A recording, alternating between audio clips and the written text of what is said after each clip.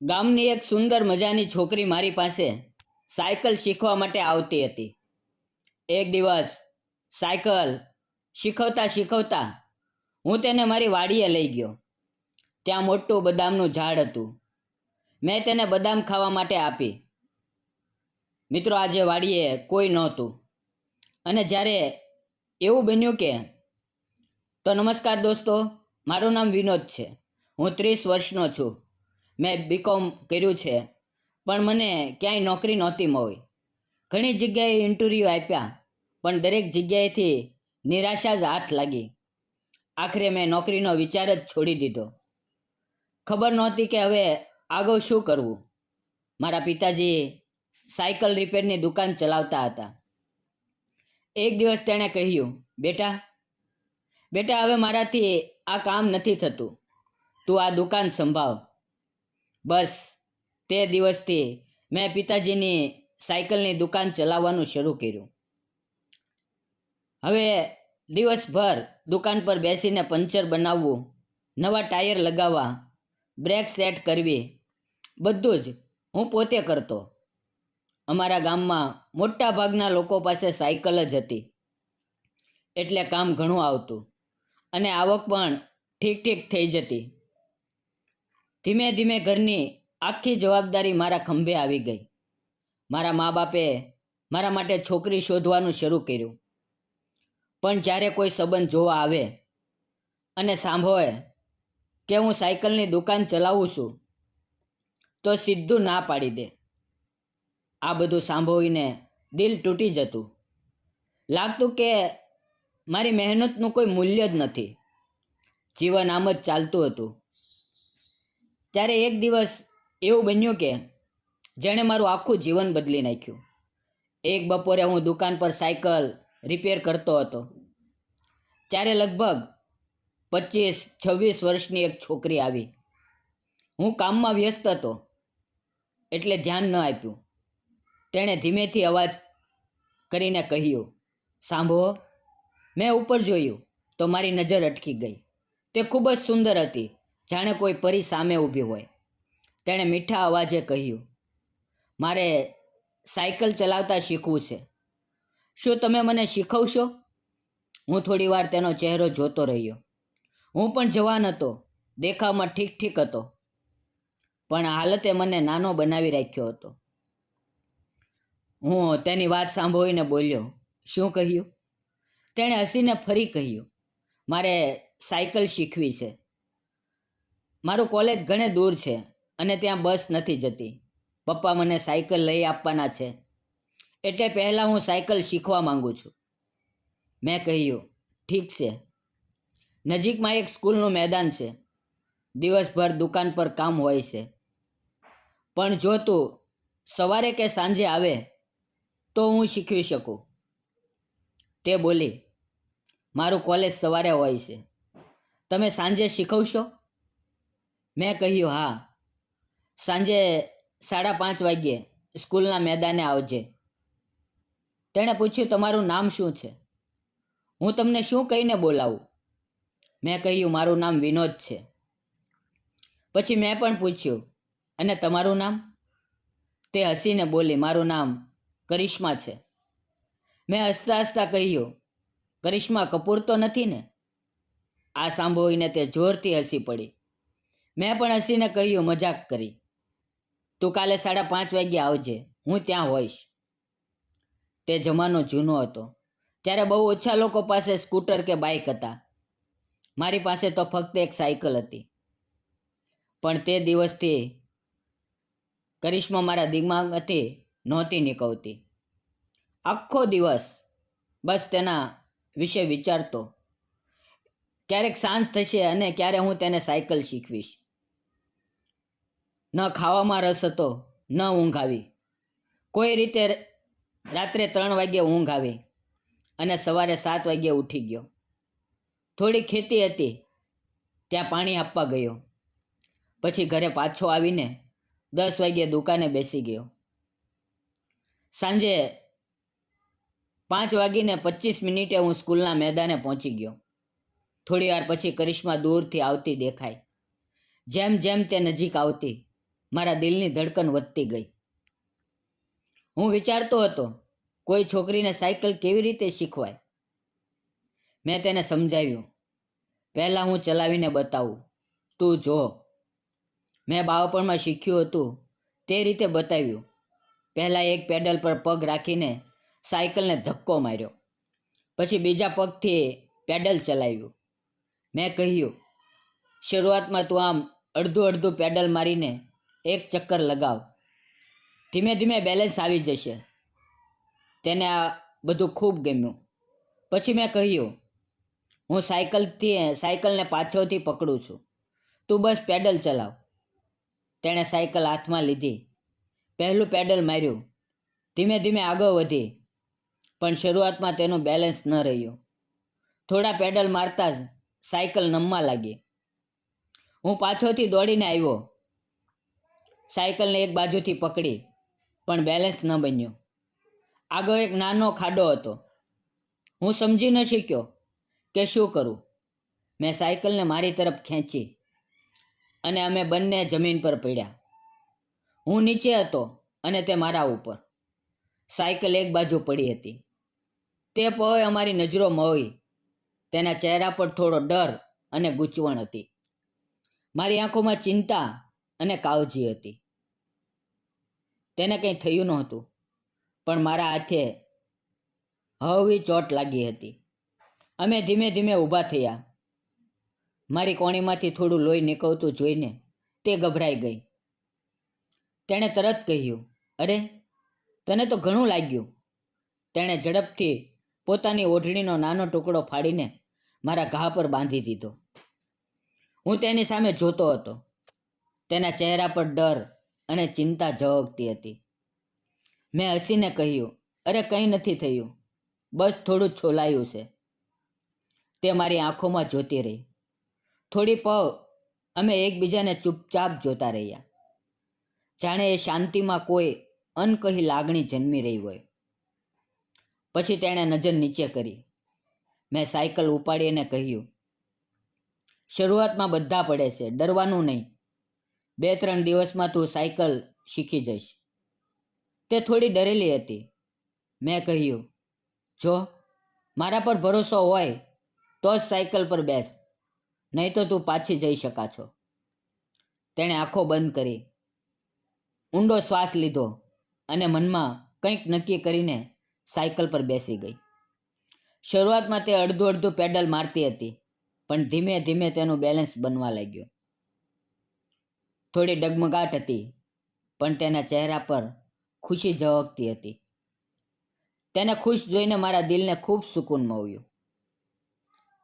તે ખૂબ ખુશ હતી, કારણ કે તેને હજી સુધી સાયકલ ચલાવતા નહોતું આવડતું અને આજે તે ધીમે ધીમે શીખી રહી હતી. તેણે હસીને કહ્યું, તારા લીધે મને થોડું થોડું સાયકલ ચલાવતા આવડવા લાગ્યું. Thank you.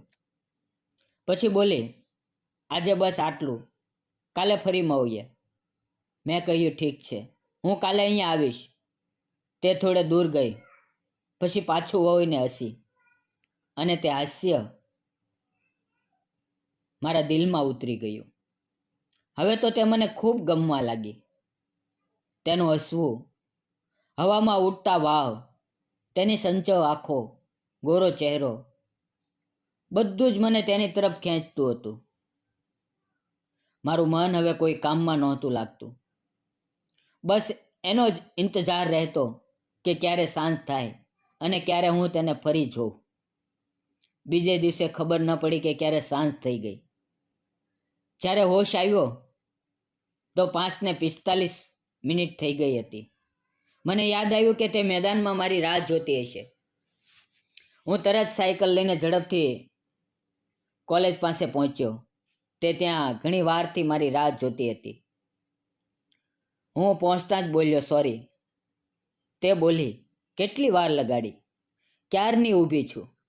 મેં ફરી માફી માંગી તો તે હસી પડી અને બોલી, હવે તું સાયકલને હાથ નહીં લગાવતો, હું જાતે ચલાવી બતાવું છું. તેણે મારા હાથમાંથી સાયકલ લીધી અને ચલાવવા લાગી. થોડી જ વારમાં તે ઘણે દૂર નીકળી ગઈ. તેને ખબર ન રહી કે તે કેટલી આગળ ગઈ. હું દોડીને તેની પાછળ ગયો. તેને બ્રેક મારવાનું યાદ ન રહ્યું અને તે ગભરાઈ ગઈ. પણ કોઈ રીતે મેં સાયકલ રોકી લીધી. થોડી વાર અમે એક ખૂણામાં બેસી ગયા. તે હજી થોડી કાપતી હતી. મેં હસીને કહ્યું, હવે તું સાયકલ ચલાવ, હું પાછળ બેસું.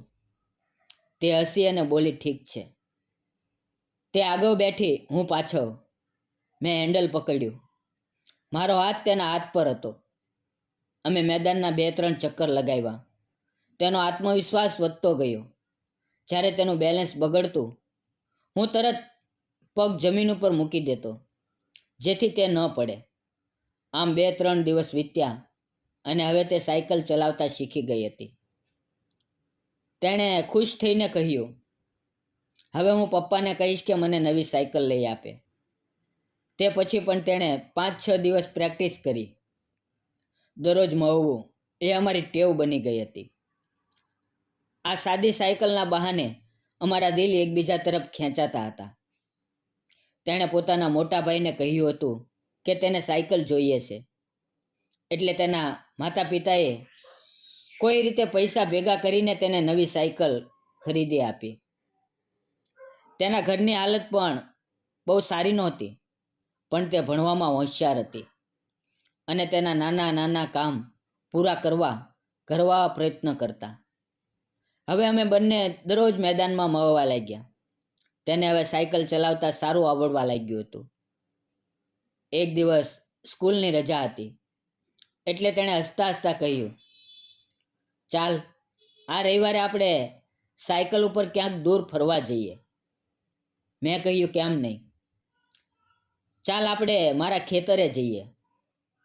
તે અહીંયાથી લગભગ 3 કિલોમીટર દૂર છે. કાલે સવારે 10 વાગ્યે આવજે. અને હા, ખાવાનો ડબ્બો પણ લઈ આવજે. બીજે દિવસે ઠીક 10 વાગ્યે તે સાયકલ લઈને મારી દુકાને આવી. હું પણ મારી સાયકલ લઈને તૈયાર હતો. અમે બંનેએ સાયકલ ઉપાડી અને ખેતર તરફ ચાલ્યા. રસ્તામાં તે ખૂબ સુંદર લાગતી હતી. સાયકલ ચલાવતી વખતે તે વારંવાર મારી તરફ જોતી અને હસતી. હું પણ તેને જોતો અને હસતો.